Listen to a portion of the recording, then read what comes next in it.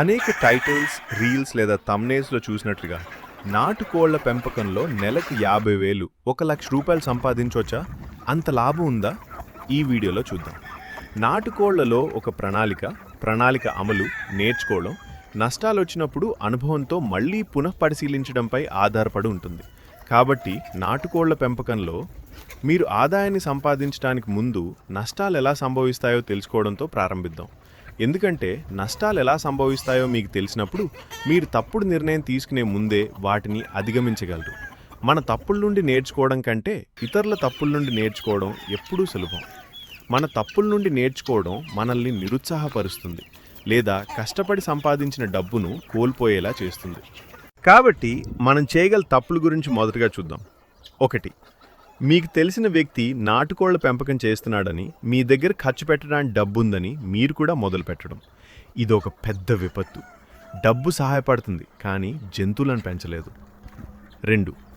Market పరిశోధన చేయకుండా, స్థానికంగా ఏది అమ్ముడవుతుందో తెలుసుకోకుండా ప్రారంభించడం వలన మీరు పండించిన పంటను మీరే తింటారు. ఎందుకంటే మాంసాహారం ఎక్కువగా తినే ప్రాంతాల్లో మీరు ఒక అరుదైన పక్షిని అమ్మితే మీ కొనుగోలుదారులు దొరకరు. 3. అనవసరమైన ఆర్భాటపు వస్తువులపై ఎక్కువగా ఖర్చు చేయడం వల్ల మీరు అమ్మాలనుకునే వస్తువులపై ఖర్చు చేయాల్సిన మీ నిర్వహణ మూలధనం హరించుకుపోతుంది. 4.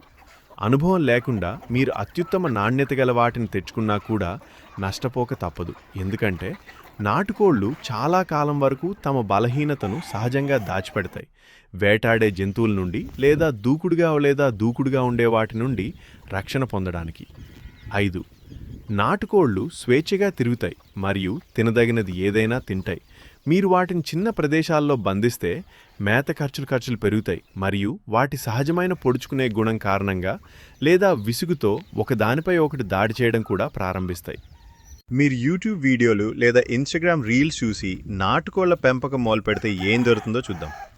ఈ రోజుల్లో కంటెంట్ క్రియేటర్లు వ్యూస్కి డబ్బులు పొందుతున్నారు కాబట్టి వారు 1 నెలలో 1,00,000 లేదా 6 నెలల్లో నాటుకోళ్ల పెంపకంలో 10 లక్షలు లేదా మేం వెటకారం కోసం చెప్పినట్టు 6 నెలల్లో 60 కోట్లు అని చెప్తూ ఆకర్షణీయమైన టైటిల్స్, థంబ్నెయిల్స్ సృష్టిస్తున్నారు. జంతువుల పెంపకం అనేది మీరు పెట్టుబడి పెట్టి చూసి గెలిచే లాటరీ కాదు. దానికి సరైన పద్ధతి, నిరంతర పర్యవేక్షణతో కూడిన కృషి, ఓపిక, కొనసాగించాలనే బలమైన సంకల్పం కావాలి.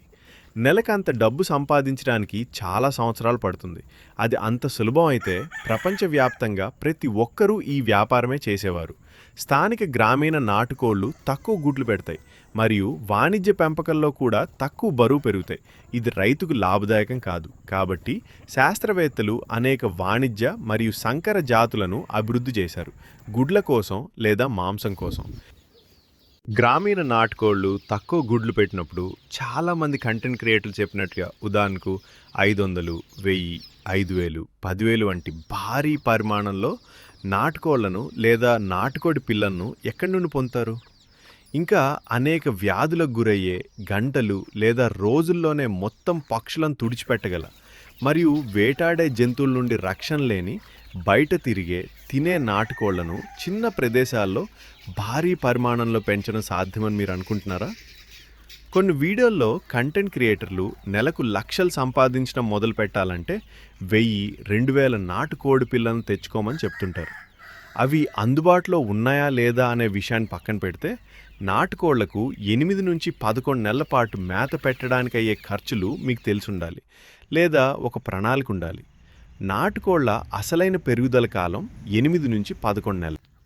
నాటుకోళ్ల సంఖ్య పెరిగి వాటికి మేత పెట్టడం కొంచెం ఆలస్యమైతే గుడ్ల విషయంలో ఏం జరుగుతుందో మీకు తెలుసా? మీరు సేకరించే గుడ్లలో 10% కూడా రావు. నాటుకోళ్లు గుడ్లు పెట్టడంపై సూర్యరశ్మి కూడా ప్రభావం చూపుతుందని మీకు తెలుసా? సూర్యరశ్మి తక్కువగా ఉంటే కోళ్లలో గుడ్ల ఉత్పత్తి నెమ్మదిస్తుంది లేదా ఆగిపోతుంది, గాలిలో ఇల్లు కట్టినట్లు.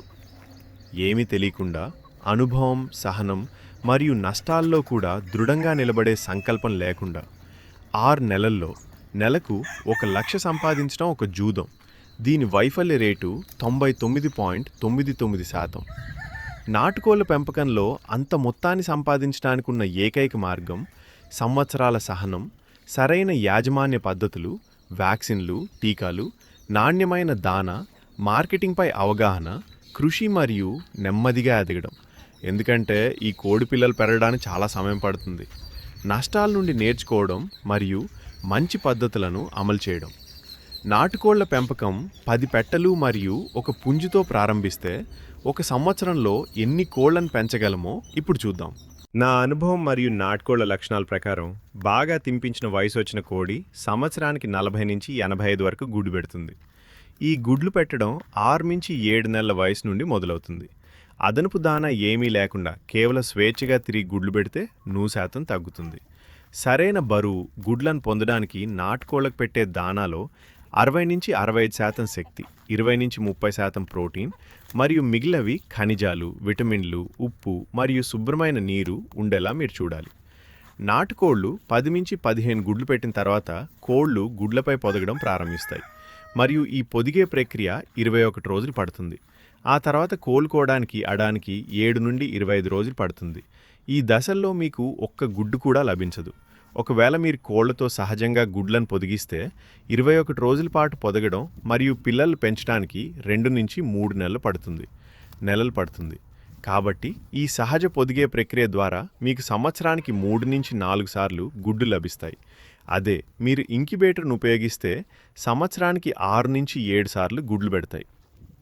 10 కోళ్లు సంవత్సరానికి 400 నుంచి 850 వరకు గుడ్లు పెడతాయి.